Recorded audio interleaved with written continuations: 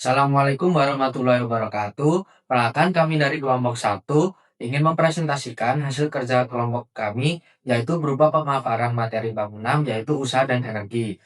Sebelum itu, perkenalkan nama saya Ryan Alim Buada dengan NIM 210606125130108 dan ini rekan-rekan saya.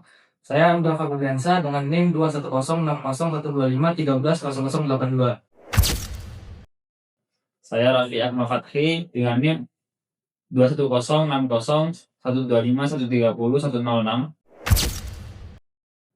Saya Kevin Amirullah Jikoba dengan NIM 210601251300988. Dan saya Haidi Royal Sahif dengan NIM 210600125130088.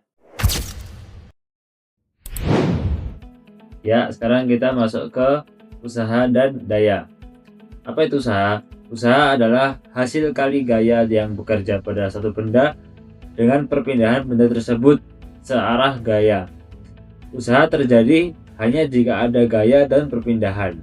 Nah, rumus dari usaha adalah W sama dengan F kali S kali cos theta, di mana W adalah usaha dengan satunya Joule, F adalah gaya satuannya Newton, S adalah perpindahan benda tersebut satuannya meter, dan theta adalah sudut antara gaya dan perpindahan.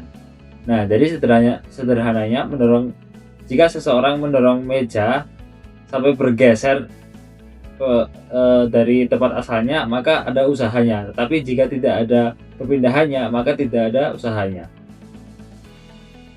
Sekarang kita masuk ke daya.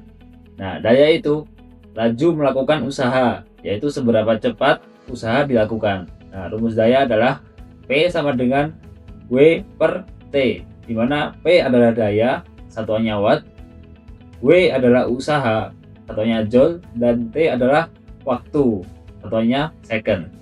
Nah, sederhananya, jika dua orang mengangkat beban yang sama dan memindahkannya dalam jarak tertentu yang sama, tetapi yang orang pertama lebih cepat memindahkannya, maka daya di orang A lebih besar daripada daya di orang B. Nah, sekarang ada contoh soal tentang usaha dan daya. Ada seseorang menarik sebuah kotak dengan gaya 50 Newton dengan arah gaya 60 derajat dari tanah, sehingga kotak tersebut berpindah sejauh 4 meter selama 5 detik. Nah, yang ditanyakan adalah A. Hitung besar usaha yang dilakukan, dan yang B. Berapa dayanya. Nah, sebelum kita mengerjakan, kita harus mengidentifikasi unsur-unsurnya terlebih dahulu. Di sini F atau gayanya itu 50 Newton. Nah, sudutnya 60 derajat, perpindahannya itu 4 meter, dan waktunya itu 5 detik. Nah, untuk mengerjakan yang soal A, usaha itu dicari dengan gaya dikali perpindahan dikali sudutnya. Di sini sudutnya 60, maka F kali S kali cos 60, di mana 50 kali 4 kali 0,5 yang hasilnya 100 Joule. Nah, yang B, daya bisa dicari jika ada usaha. Di sini usahanya sudah ketemu, yaitu 100 Joule. Nah, jadi dayanya usaha dibagi dengan waktu perpindahan.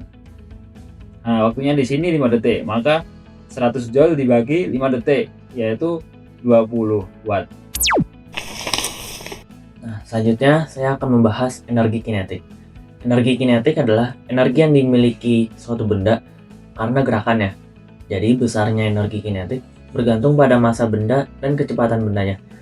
Semakin besar massa dan kecepatannya, maka energi kinetiknya akan semakin besar. Di sini rumus mencari energi kinetik adalah setengah massa dikali kecepatan kuadrat. Dengan penerapan dalam kehidupan sehari-harinya, ada memanah, mengendarai mobil, dan bola yang dilempar. Nah, di sini ada contoh soalnya. Sebuah bola dengan massa 0,5 kg dilempar dengan kecepatan 10 meter per second. Dengan menggabung bagaimana energi kinetik bola tersebut, diketahui di sini ada massa 0,5 kg, lalu dengan kecepatan 10 meter per second. Maka dengan rumus yang sebelumnya, energi kinetik sama dengan setengah mv kuadrat sama dengan setengah kali 0,5 kg dikali 10 meter per second kuadrat. Maka dengan dihitung hasilnya adalah 25 joule. Lalu kita lanjut kepada energi potensial gravitasi, yaitu adalah energi yang tersimpan ketika suatu benda berada pada ketinggian tertentu di atas permukaan acuan yang disebabkan oleh gravitasi bumi. Kemudian untuk energi potensial sendiri itu ada rumus, yaitu M kali G kali H, di mana M adalah massa, G adalah gravitasi, dan H adalah ketinggian, di mana massa dengan satuan kilogram, G bisa menggunakan 9,8 meter per sekon kuadrat atau 10 meter per sekon kuadrat. Dan untuk H sendiri atau ketinggian yaitu menggunakan meter. Kemudian ada hubungan rumus atau konsep usaha oleh gaya gravitasi, di mana di sini ada gaya berat yang bisa dilambangkan W dengan satuan Newton sama dengan M dikali G atau massa dikali gravitasi. Kemudian ada konsep gaya gravitasi, yaitu usaha untuk mengangkat benda pada ketinggian H, yaitu bisa kita ulik dari rumus W sama dengan Fs atau usaha sama dengan gaya dikali perpindahan. Itu dijadikan jadi M dikali G dikali H. Kemudian kita lanjut pada energi potensial dalam medan gravitasi umum atau berskala besar, di mana di sini dirumuskan energi potensial sama dengan min G dikali M kecil dikali M besar per R, di mana G sendiri adalah konstanta gravitasi universal atau bisa kita menggunakan 9,8 meter per sekon kuadrat. M kecil di sini adalah massa dan M besar di sini adalah massa planet atau misal massa bumi. Kemudian untuk R sendiri adalah jarak dari pusat planet. Nah, di sini ada contoh soalnya tersendiri, yaitu ada dua benda A dan B memiliki massa masing-masing 5 kg dan 3 kg. A berada di ketinggian 5 meter dan B ada di ketinggian 2 meter. Lalu pertanyaannya, berapa selisih energi potensial dari kedua benda? Pertama, kita menentukan elemen-elemen yang diketahui. Pertama, massa A bermassa 5 kg, massa B bermassa 3 kg, ketinggian A atau H 5 meter, ketinggian B 2 meter. Kemudian di sini saya menggunakan gravitasi 9,8 meter per sekon kuadrat. Untuk langkah pertama, penyelesaian pertama yaitu tentukan energi potensial dari A, di mana menggunakan rumus EP sama dengan M dikali G dikali H, yaitu energi potensial A sama dengan 5 sebagai massa, G 9,8 dan ketinggiannya adalah 5, diperoleh hasil 245 joule. Kemudian untuk energi potensial B itu ada di massa 3 dikali 9,8 dikali 2 sebagai ketinggian yang menghasilkan 58,8 joule. Lalu setelah itu menentukan selisihnya, yaitu menggunakan delta EP sama dengan energi potensial A dikurangi energi potensial B, di mana 245 joule dikurangi 58,8 joule menghasilkan angka 186,2 joule. Oke, sekarang energi potensial pegas. Dengan pengertian, energi potensial pegas adalah energi yang tersimpan dalam pegas ketika pegas direnggangkan ataupun dimampatkan dari posisi timbang. Ya, seperti dengan gambar yang ada di sebelah kanan pojok kanan bawah, dengan secara renggang, merapat, atau enggak secara setimbang. Terus untuk rumusnya adalah EP sama dengan setengah kx kuadrat, di mana EP adalah energi potensial dengan satuan joule, terus K adalah konstanta pegas dengan satuan Newton per meter, dan X adalah simpangan pegas dengan satuan meter. Di mana rumus ini didapat dari hukum Hooke, yaitu F sama dengan min K kali X, dan gaya ini disebut gaya pemulih karena gayanya berlawanan dengan arah perpindahan, dibuktikan karena adanya tanda minus di rumus tersebut. Terus penerapannya adalah dengan adanya ketapel, trampolin, pulpen, pegas kasur, dan panahan. Nah, untuk contoh soal energi potensial pegas, yaitu dengan soal sebuah pegas memiliki konstanta pegas yaitu K 200 Newton per meter. Dan jika pegas diregangkan sejauh X 0,05 meter, berapakah energi potensial pegas elastis yang tersimpan?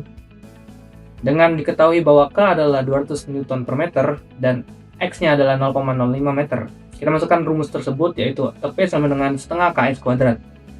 Setelah kita hitung setengah dikali 200 dikali 0,05 kuadrat, yang didapatkan adalah hasilnya 0,25 joule.